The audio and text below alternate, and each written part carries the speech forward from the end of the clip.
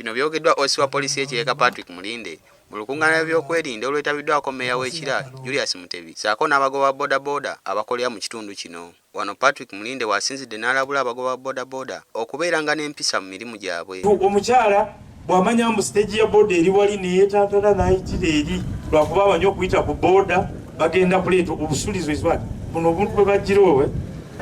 Tutegeera ekigambo kya osi kyabadde agezaako okukozesa okusiiya abakyala abayita ebbali w'ekkubo oba okugezaako okubasumbuwa nga mubakwatako mu bitundu byabwe bitali byaki bya ddembe oba botabwa mirembe nga batambula. Zakiti ekirala akyo kwongerako ekyo nga maliriza MC omusajja omu yabuuza n'agamba nze mukazi wange aba agenda waka nga ali ku boda bwe mukubira ne mugaba njaka kwogera nga amakyali ku boda ojja kunkubira nga ndi ewaka naye wa boda ye wabeerawo amuwa attention olaba ayogera naye nga nebuzaze baawe bwaba tasobola okumpulira ngambe nja mukubira nga ntuuse ewaka onoyo confidence yagijjawo ekola ki. Ensonga era ntuufu ddala abantu abo bantu ba mukwano nnyo eri bamaama mu mbeera eyo ate bamaama babawanya attention kubanga abantu abo babeera n'akantu mu nsawo ate bo balina eza buli lunaku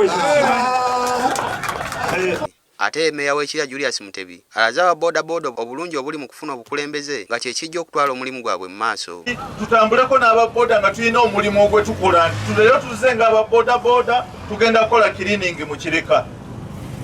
Muwulira bannange ne kolansi wanaaba atulemye nze nga nnoonya maramu nga nzijamba bodaboda abakulembeze mukunge bannamwe tugire nga tuyiwamu ettaka tugire nga tutambula. Ekyo kye kitwagaza obukulembeze. Muwulira bannange. Oluvannyuma ssentebe w'eggombolola y'e Namugongo Gasita Lule Mukasa akulembeddemu omukolo gw'okulayiza abakulembeze abalondeddwa. Ku lwa Katonda n'ensi yaffe mbatongoza olwaleero era constitution ngikwasa ssentebe w'ekibiina abakulembere bulungi mubakubireko mu ngalo. Tugenda okulispo yakusakidde eggulire lino ku lwa Bukedde TV.